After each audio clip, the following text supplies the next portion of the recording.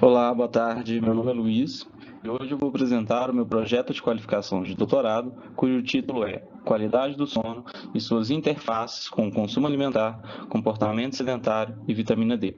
Minha orientadora é a professora doutora Adriana Lúcia Meirelles e a minha co-orientadora é a professora doutora Amanda Cristina de Souza Andrade. Gostaria inicialmente de agradecer a todos os membros da banca pela disponibilidade e aceite para a contribuição nessa etapa do estudo. Inicialmente, eu gostaria de me apresentar. Eu sou nutricionista, mestre e doutorando no programa de pós-graduação em saúde e nutrição da Universidade Federal de Ouro Preto. Sou membro do grupo de pesquisa e estudos em nutrição e saúde coletiva, de Pensk, e do núcleo de pesquisa e ensino em nutrição clínica, no PENC. A minha história com a pesquisa ela se iniciou em 2015, durante a graduação, no momento em que eu avaliei os efeitos da suplementação da vitamina D na obesidade em trabalhadores de turnos alternantes. No meu mestrado, em 2019, eu continuei com essa população de estudo, avaliando especificamente a associação da vitamina D com distúrbios do sono, e atualmente, no meu doutorado, meu objeto de estudo continua sendo a avaliação do sono e vitamina D, além de outros determinantes. Introdução.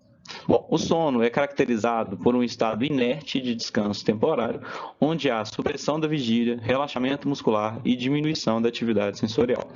É um comportamento comum em toda a espécie animal e ainda mal compreendido, cujo estudo científico foi iniciado então há pouco mais de meio século.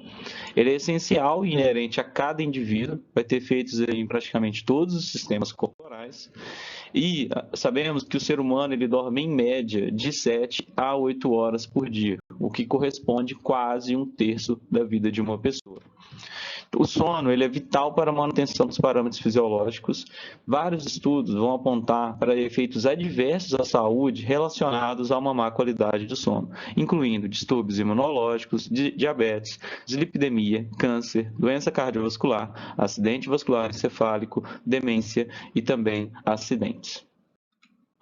Estima-se atualmente que mais da metade da população mundial tenha problemas relacionados ao sono, e 7 das 15 principais causas de morte são associadas ao sono. Portanto, os distúrbios do sono têm um custo social elevado, representando mais de 90 bilhões de dólares em custos a cada ano nos Estados Unidos. Por isso, devem ser tratados como relevante questão de saúde pública. A regulação do sono é feita por dois eixos principais: o controle homeostático do sono, ou processo S, e o sistema do ciclo circadiano, ou processo C.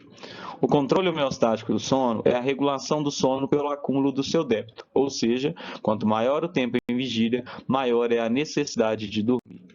O sistema do ciclo circadiano é realizado por um relógio biológico interno, capaz de controlar vários processos fisiológicos, como o ciclo sono-vigília, regulado então por sincronizadores, também chamados de pistas ou Zeitgebers. O principal sincronizador é a luz, sincronizando o relógio biológico com o ciclo claro e escuro. Além da luz, outros dois principais sincronizadores não fóticos são a atividade física e a alimentação. Os sinais são recebidos e transmitidos até o relógio central, um núcleo supraquiasmático.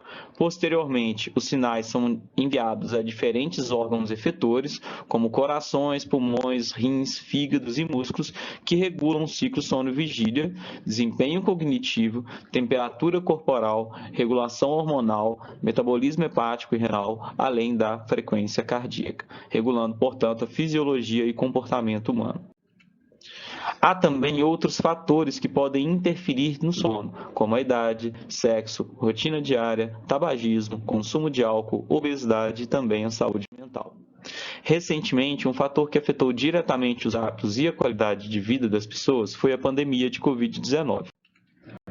A qualidade do sono não foi diferente. A pandemia pode ter afetado o sono de forma direta pela infecção do vírus em regiões cerebrais envolvidas no ciclo sono-vigília, e de forma indireta pode-se citar os efeitos do distanciamento social e a promoção ou exacerbação de hábitos pouco saudáveis, que alteraram o consumo alimentar, comportamento sedentário, prática de atividade física e também a exposição solar dos indivíduos.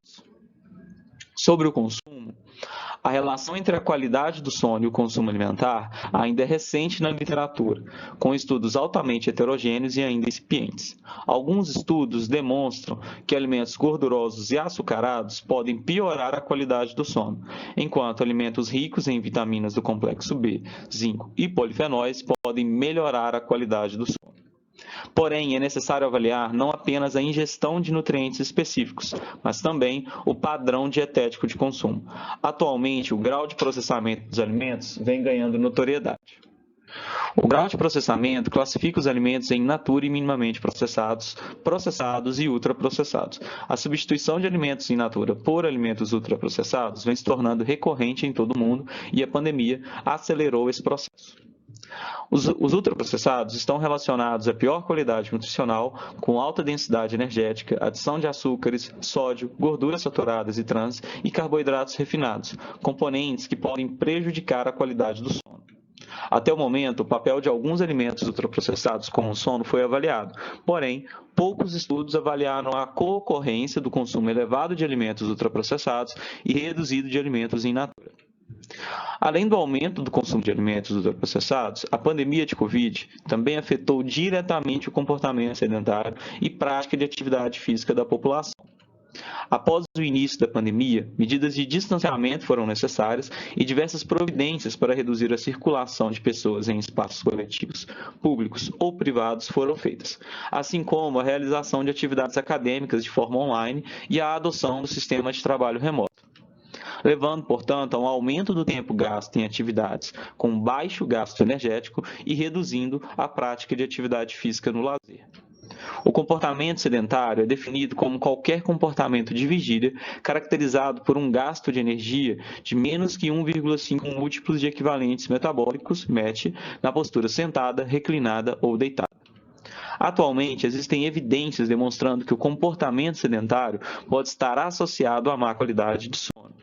Isto pois, com o sedentarismo, há um elevado tempo de exposição a telas artificiais. A luminosidade proveniente das telas, e especialmente a luz azul, durante períodos noturnos, pode induzir a uma diminuição da produção de melatonina, hormônio essencial para a indução do sono. Além disso, ocorre também uma redução da exposição ao sol. A luz natural, principalmente de manhã, é um dos principais fatores regulatórios do ciclo circadiano e indutores de um sono mais profundo e restaurador. E, por fim, há outro efeito indireto, mediado pelos níveis de vitamina D. Isto pois, a exposição solar cutânea é sua principal fonte. Portanto, outro fator afetado pela pandemia foi a exposição solar diária. A vitamina D compreende um complexo de moléculas com diversas funções fisiológicas, como principal papel o regulador da fisiologia osteomineral e metabolismo de cálcio. Entretanto, a vitamina D está envolvida na homeostase de vários outros processos celulares, entre eles modulação do sistema imunológico, endócrino e também é atribuído a ela um papel anti-oncogênico. Além de suas clássicas funções, recentes estudos têm demonstrado um importante papel na qualidade do sono. A relação dos distúrbios do sono e a hipovitaminose D ainda não é bem descrita na literatura, visto que compartilham fatores de risco e comorbidades similares. Porém, estudos experimentais têm demonstrado que a vitamina D é capaz de inibir a produção de alguns marcadores inflamatórios que são importantes reguladores do ciclo sono-vigília. Ademais, a vitamina D participa ativamente da conversão do triptofano em melatonina. E a vitamina D também é capaz de se ligar a várias áreas do tronco encefálico, com importante papel na regulação do sono. Assim como apresenta um papel regulador em importantes genes circadianos, como o gene BMAL1 e PER2 do relógio circadiano. Um ponto importante é que todas as funções atribuídas à vitamina D perpassam pela ligação com seu receptor nas diferentes células. Desta forma, o VDR modula a ação biológica da vitamina D em seus diversos tecidos e órgãos. Portanto, alterações no VDR, como polimorfismos, podem estar relacionadas à alteração na função e metabolismo da vitamina D. Os polimorfismos genéticos são variações na sequência da molécula de DNA.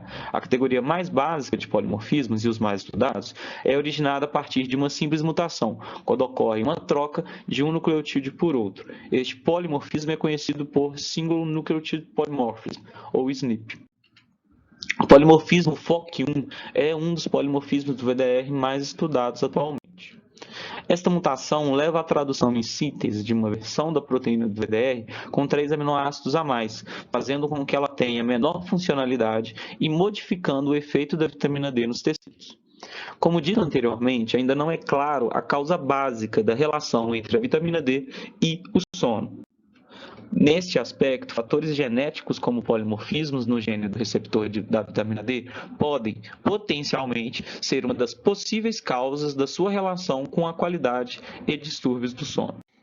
Outro ponto importante é que o uso de uma única medida dos níveis séricos de vitamina D pode refletir somente uma exposição recente, não levando em conta a variação sazonal intra-individual e também fatores inerentes ao indivíduo. Desta forma, é necessário avaliar também outros fatores determinantes da vitamina D, como a exposição solar, suplementação e também polimorfismo do gene VDR.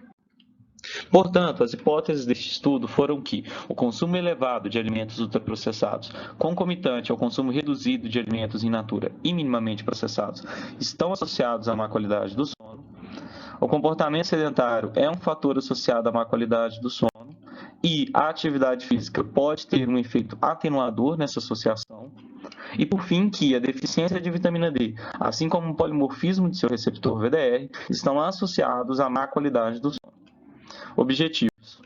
O objetivo geral foi avaliar a associação da qualidade do sono durante a pandemia da Covid-19 com o consumo alimentar, comportamento sedentário e vitamina D em residentes da região dos Inconfidentes.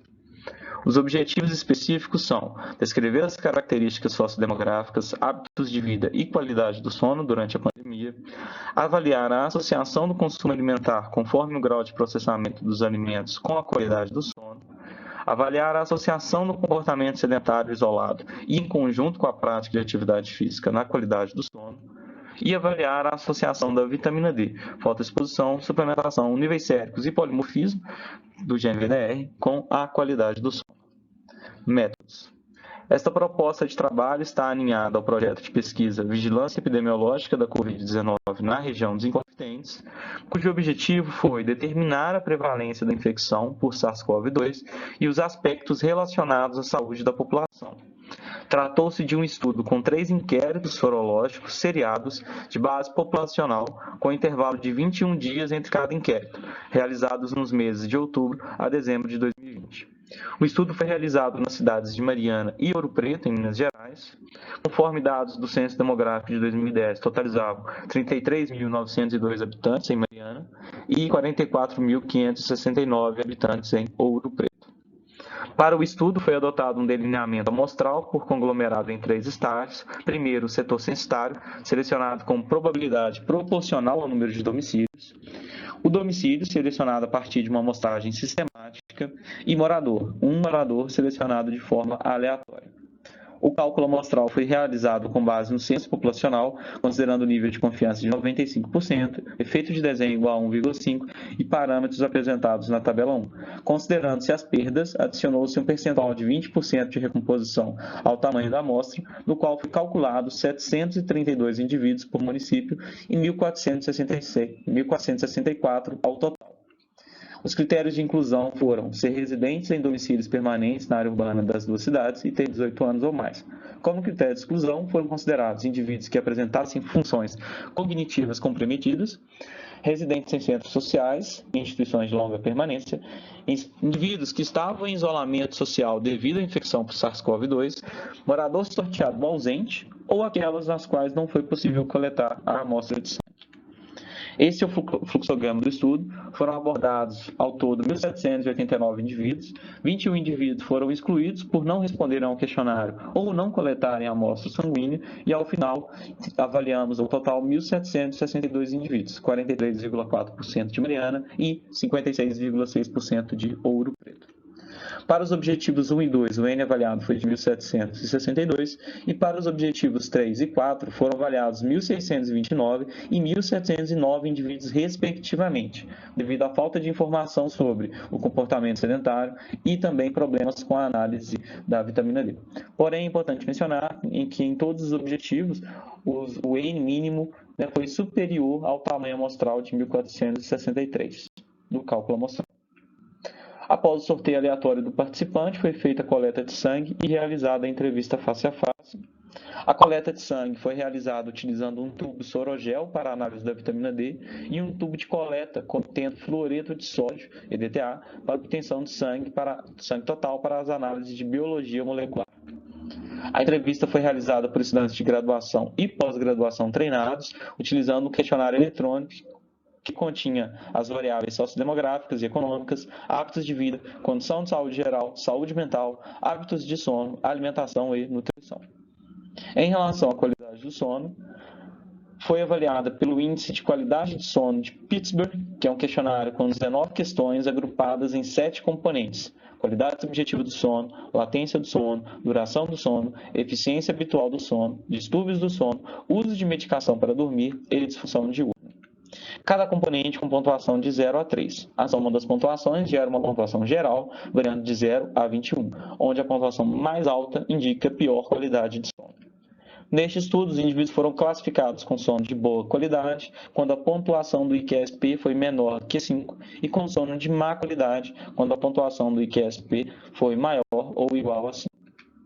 O questionário também incluiu variáveis relacionadas para descrever a amostra e para possíveis controles de confusão, como sexo, idade, estado civil, renda familiar, estrutura familiar, cor da pele, escolaridade, trabalhador ativo, home office e trabalho em turnos. Das covariáveis de saúde foram avaliadas as doenças crônicas autorreferidas, consumo de álcool e tabaco e saúde mental, sendo sintomas de ansiedade avaliado pela ferramenta GAD-7 e sintomas de depressão avaliados pela ferramenta PHQ-9. A prática de atividade física no lazer foi avaliada a partir da frequência, duração e tipo de exercício realizado, e os participantes foram classificados em fisicamente ativos conforme as recomendações da OMS. O estado nutricional foi avaliado pelo IMC a partir do peso e altura autorrelatados e classificado de acordo com a OMS e OPAS. E também foi avaliado o peso de antes e durante a pandemia por autorrelato para verificar a mudança de peso. Para ajustar os pesos naturais do desenho, foi calculado o peso amostral. Para isso, foram consideradas as probabilidades de inclusão dos elementos na amostra. Em todas as análises, foram adotados procedimentos para estudos com metodologias complexas, considerando a amostragem por conglomerados em múltiplos estágios e incorporando a sintaxe o prefixo SVY, de Survey Commands, portanto, expandindo os resultados para a população avaliada. As análises estatísticas estão sendo realizadas nos softwares Stata e R. Este projeto foi financiado pela CAPES no valor de R$ 320.915 e FAPEMIG no valor de R$ 39.479, totalizando R$ 360.394. Os tópicos metodológicos a seguir serão apresentados de acordo com cada objetivo específico, no qual serão abordadas as variáveis explicativas e as análises estatísticas propostas para atender aos objetivos. Objetivo 1. Caracterização. Para a caracterização da amostra, foi realizada cálculos descritivos, como média, percentuais e seus respectivos intervalos de confiança. Foram realizadas a análise de Q² de Pearson, com correção de Bufferone, para variáveis categóricas, ou teste T-Student para variáveis contínuas. Resultados. Em relação às características sociodemográficas dos participantes do estudo, a maioria eram do sexo feminino, da faixa etária de 35 a 59 anos, solteiros, com renda familiar de até 2 salários mínimos, pretos ou pardos, com até 8 anos de estudo, trabalhadores ativos, que tinham pelo menos uma doença crônica, consumiam bebida alcoólica, inativos fisicamente e com excesso de peso. Além disso, 38,6% estavam em home office, 8,6% trabalhavam em turnos noturnos, 4,7% moravam sozinhos, 17% eram fumantes e 23% e 15% tinham sintomas de ansiedade e depressão, respectivamente. Em relação à qualidade do sono, o IQSP teve uma pontuação média de 6,32 pontos e a prevalência de má qualidade do sono foi observada em 52,5% do total da amostra. Quando avaliados os componentes do IQSP, observamos que os componentes do sono mais alterados foram a latência do sono, distúrbios do sono e a eficiência do sono. E em relação aos determinantes, as variáveis associadas à qualidade do sono foram o sexo, escolaridade, ser trabalhador, estar em home office, estrutura familiar, comorbidades e sintomas de ansiedade e depressão. Essa etapa do estudo teve como produto o primeiro artigo da tese, que está atualmente na segunda rodada de revisão por pares na revista São Paulo Medical Journal. Objetivo 2. Consumo alimentar e qualidade do sono. Para este objetivo, o consumo alimentar foi considerado a variável explicativa, avaliado utilizando o QFA qualitativo, baseado no Vigitel e pesquisa com vídeo da Fiocruz, referente ao consumo dos últimos 3 meses, avaliado conforme o grau de processamento de acordo com a classificação nova por 2 variáveis explicativas, consumo de alimentos in natura e minimamente processados e alimentos ultraprocessados. Para isso, foi criado um score de pontuação de acordo com o tipo de alimento consumido e a frequência semanal de consumo. Para os alimentos in natura, quanto maior o consumo alimentar, menor era a pontuação, sendo que aqueles que consumiam diariamente recebiam a pontuação mínima de 0, e quanto menor o consumo alimentar desses alimentos, maior era a pontuação, sendo que aqueles que nunca ou quase nunca consumiam recebiam a pontuação máxima de 4 pontos. Já para os alimentos ultraprocessados, a pontuação era inversa, no qual, quanto maior o consumo de ultraprocessados, maior era a pontuação, sendo que aqueles que consumiam diariamente recebiam a pontuação máxima de 4 pontos, e quanto menor o consumo, menor era a pontuação, sendo que aqueles que consumiam nunca ou quase nunca recebiam um mínimo da pontuação 0. Para avaliar a concorrência do consumo dos 2 grupos, a pontuação de cada grupo alimentar foi somada, criando um score que variava de 0 a 40. Quanto menor a pontuação, mais adequado era o padrão alimentar, com maior consumo de alimentos in natura e menor de ultraprocessados. E quanto maior a pontuação do score, menos adequado era o padrão alimentar, com menor consumo de alimentos in natura e maior consumo de ultraprocessados.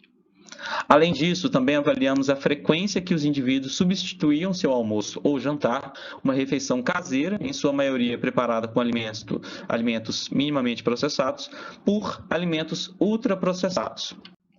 E posteriormente foi dicotomizado em indivíduos que substituíam por 5 ou mais vezes por semana ou aqueles que substituíam por menos que 5 vezes por semana. Posteriormente, a pontuação do score de consumo, assim como a substituição do almoço e jantar por ultraprocessados, foi associada com a qualidade do sono a partir de regressão logística. O modelo foi ajustado de acordo com o gráfico acíclico direcional. A colinearidade do modelo foi avaliada pelo Variance Influence Factor, VIF, e para esse objetivo, portanto, esse foi o modelo do DAG construído, sendo o consumo alimentar como exposição e a qualidade do sono como desfecho, e foram estabelecidas conexões causais. Variáveis potenciais confundidoras foram incluídas e, para evitar ajustes desnecessários, associações espúrias e erros de estimativa, o critério da porta de trás foi usado para selecionar um conjunto mínimo de variáveis para as análises. Portanto, o modelo múltiplo foi ajustado pela idade, sexo, renda familiar, estado civil e sintomas de ansiedade. Resultados. O score de consumo alimentar baseado no processamento variou entre 0 e 30 pontos, com uma média de 9,16 pontos. E estes foram os quartis de distribuição, sendo Q1 os menores valores e Q4 os maiores valores. Na análise múltipla, os indivíduos do terceiro e quarto quartil de pontuação tiveram 71% e 144% a mais de chances de terem má qualidade do sono. Além disso, a substituição da refeição de jantar por alimentos ultraprocessados, 5 dias ou mais na semana, também foi associada à má qualidade do sono. Os resultados referentes a esta hipótese do estudo geraram um artigo que está atualmente publicado na revista Clinical Nutrition Aspen. Objetivo 3. Comportamento sedentário e qualidade do sono. Para o objetivo 3, a variável explicativa foi o comportamento sedentário, avaliado por meio do autorrelato do tempo total sentado em 2 momentos, antes da pandemia e durante a pandemia. O tempo total sentado em horas foi classificado de duas formas: classificação 1, a cada 3 horas, e classificação 2, menor que 9 horas e maior ou igual a 9 horas. Esse ponto de corte baseou-se em uma análise de meta-regressão com mais de 1 milhão de participantes, sugerindo que indivíduos com tempo total sentado por dia maior ou igual a 9 horas têm maiores riscos para a mortalidade por todas as causas. Também foi calculada a diferença entre as horas gastas em comportamento sedentário durante e antes da pandemia. Além disso, avaliamos também a razão entre o tempo gasto em atividade física e o tempo em comportamento sedentário. Para isso, calculamos a média diária de prática de atividade física moderada vigorosa. Por exemplo, se o indivíduo faz musculação 5 dias na semana por 42 minutos e faz corrida por 2 vezes na semana por 35 minutos, ele teria uma média diária de prática de atividade física de 40 minutos por dia. Posteriormente, dividimos o tempo de prática de atividade física pelas horas em comportamento sedentário. Ainda nesse exemplo, um indivíduo que pratica 40 minutos dia de atividade física e tem comportamento sedentário de 10 horas por dia, teria uma razão, portanto, de 4 minutos de atividade física por hora sentada por dia. Avaliamos essa variável de forma contínua e também classificamos de acordo com Chastain e colaboradores, que sugerem a prática de pelo menos 2,5 minutos de atividade física para cada hora de tempo sedentário, como forma de redução dos impactos do comportamento sedentário. Na análise estatística, avaliamos a associação entre o comportamento sedentário nas classificações 1 e 2 e a mudança com a qualidade no sono, a partir de regressão logística e ajuste por DAG. A colinearidade também foi avaliada por VIF. E, posteriormente, verificamos o efeito da razão entre o comportamento sedentário e atividade física na associação. O DAG utilizado para este objetivo foi este, considerando o comportamento sedentário como variável de exposição e a qualidade do sono como desfecho, e de acordo com o critério da porta de trás, o conjunto mínimo de variáveis sugeridas foram sexo, idade, escolaridade, renda familiar, estrutura familiar, sendo o número de filhos, ser trabalhador ativo e índice de massa corporal. Resultados. O comportamento sedentário médio antes da pandemia era de 4,6 horas dia e durante a pandemia houve um aumento de 0,6 horas. Avaliando a classificação 11,3% dos indivíduos tinham comportamento sedentário acima de 9 horas por dia. E durante a pandemia, esse percentual aumentou para 15,2%. Na análise multivariada, verificou-se que na classificação 1, de 3 em 3 horas, apenas os indivíduos com comportamento sedentário de 9 horas ou mais tinham maiores chances de ter má qualidade do sono. E o mesmo foi observado na classificação 2, em que os indivíduos com comportamento sedentário de 9 horas ou mais tinham 81% a mais de chances de ter má qualidade do sono. Além disso, quando avaliada a mudança no comportamento sedentário durante a pandemia, verificou-se que a cada aumento de 1 hora no comportamento sedentário, há um aumento de 9% na chance de má qualidade do sono. Avaliando a razão da atividade física por comportamento sedentário, verificamos que indivíduos não sedentários tinham uma média de 5,87 minutos de atividade física por comportamento sedentário e os sedentários tinham uma razão de 1,5 minutos de atividade física por hora de comportamento sedentário. Na análise multivariada, em indivíduos com comportamento sedentário, a prática de 1 minuto de atividade física por hora de comportamento reduzia em 20,5% a chance de má qualidade do sono. E quando avaliado o ponto de corte, sugerido na literatura, os indivíduos que praticavam pelo menos 2,5 minutos de atividade por hora de CS, de comportamento sedentário, tinham 3 vezes menos chance de terem má qualidade do sono. Os resultados referentes a essa hipótese do estudo geraram um artigo que está atualmente submetido à revista European Journal of Sport Science. Objetivo 4. Vitamina D e sono. A vitamina D foi aferida por eletroquimioluminescência indireta com o kit comercial da Roche Diagnostics, no LAPAC, e classificada como deficiente níveis de 25-hidroxi-D menores que 20. E, além disso, avaliamos também os valores de vitamina D em partes de distribuição. Além disso, avaliamos a suplementação de vitamina D de forma dicotômica, não e sim, e a exposição solar diária de forma quantitativa a partir da média diária de exposição ao Sol, classificadas como insuficiente quando menor que 30 minutos por dia e suficientes quando maior ou igual a 30 minutos por dia.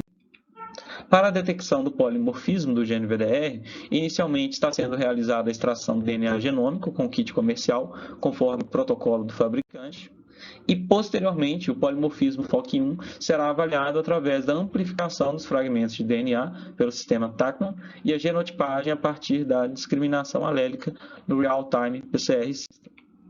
Para esse objetivo, foi inicialmente realizada uma análise preliminar para verificar a associação entre os níveis de vitamina D e a qualidade do sono.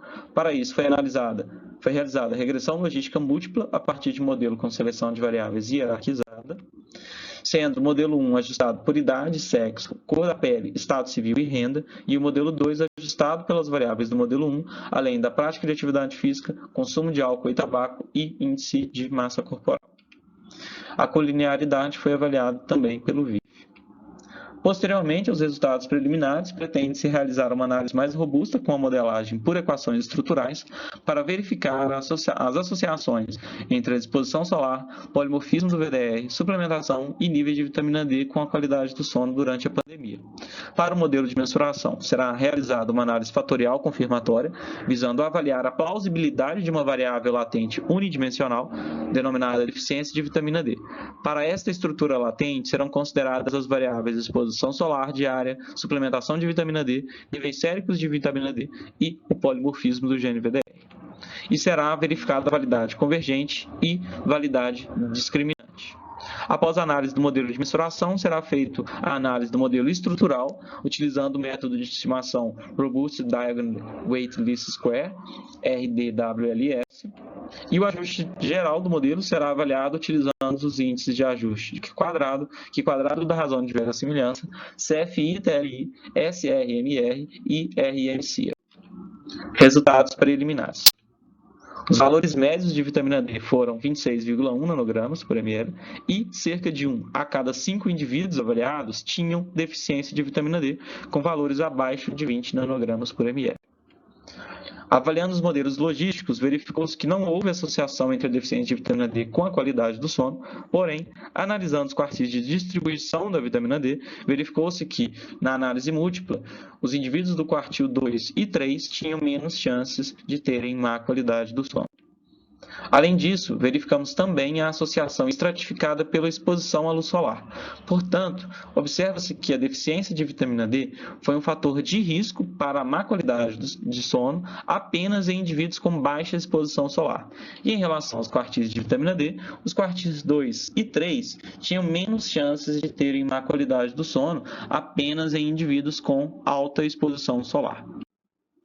Uma possível hipótese levantada seria que indivíduos que não se expõem ao sol adequadamente podem ter uma insuficiência na sincronização do ciclo sono-vigília a partir do Zeitgeber da luz natural e, portanto, se beneficiaria de valores de vitamina D acima de 20 nanogramas por ml na qualidade do sono. E, nos indivíduos que se expõem ao sol adequadamente, portanto, já tem uma boa regulação do ciclo sono-vigília pelo principal sincronizador do ciclo circadiano, que é a luz natural, sendo, portanto, a deficiência de vitamina D um fator indiferente. Já para os quartis de distribuição, eles foram associados apenas em quem se expõe ao sol adequadamente, podendo ser um possível marcador de maior exposição à luz natural do sol, visto que é a principal fonte de síntese. E aqueles que não se expõem ao sol adequadamente, verificamos que não há um gradiente dose-resposta, ou seja, valores acima de 20 nanogramas por ml de vitamina D já são suficientes para uma boa noite de sono. Os resultados referentes a essa hipótese do estudo irão gerar um artigo que será submetido à revista Sleep Epidemiology. As análises referentes ao polimorfismo do gene VDR estão em andamento. Assim que forem finalizadas, serão realizadas as análises estatísticas de modelagem por equações estruturais. Os resultados referentes a esta hipótese do estudo irão gerar um artigo que será submetido à revista Nutrient. Este é o cronograma das atividades propostas durante o doutorado. Neste momento, estamos realizando a revisão da literatura, análises genéticas, elaboração dos artigos e materiais de divulgação, participação em congressos e orientações de alunos. Em relação aos artigos, temos atualmente um artigo publicado, um sob revisão, um submetido e 2 artigos em andamento. Em relação aos congressos, temos 3 resumos apresentados no CONAN, 2 resumos no Congresso Brasileiro de Epidemiologia, 4 resumos no Congresso Brasileiro de Sono e 3 resumos que serão apresentados no Congresso Abrascom. Sobre os materiais de divulgação, já foram realizados a construção de sumário executivo com principais resultados do estudo sobre epidemiológico e, futuramente, pretende-se realizar um vídeo pitch e podcast para divulgação da temática e resultados. Em relação às orientações, atualmente, eu já finalizei 4 orientações de alunos, são 4 orientações concluídas, e atualmente 5 orientações em andamento. Pretende-se também realizar o doutorado sanduíche na Universidade de Navarra, na Espanha, a depender ainda de recurso financeiro. Bom, por fim, gostaria então de agradecer aos órgãos de fomento, CAPES e FAPEMIG, ao Laboratório de Epidemiologia Parasitária e ao LAPAC, à equipe do GEPENSC e do Covid Confidentes, além das prefeituras de Mariana e Ouro Preto, e finalizar então com uma frase do Elie Joseph Kosman, que é um inventor e empresário americano, que diz que a melhor ponte entre o desespero e a esperança é uma boa noite de sono. Então, eu espero que todos os membros da banca, assim como todos os espectadores, tenham tido uma ótima noite de sono. E eu também não poderia deixar de agradecer, né, a equipe do Covid Confidentes, desde os alunos de graduação, pós-graduação, professores, técnicos e toda a população que foi avaliada, que permitiu, né, esse avanço na ciência, um passo a mais, né, para fora da escuridão. Então, eu gostaria, né, de agradecer novamente, eu fico à disposição para a banca e meu muito obrigado.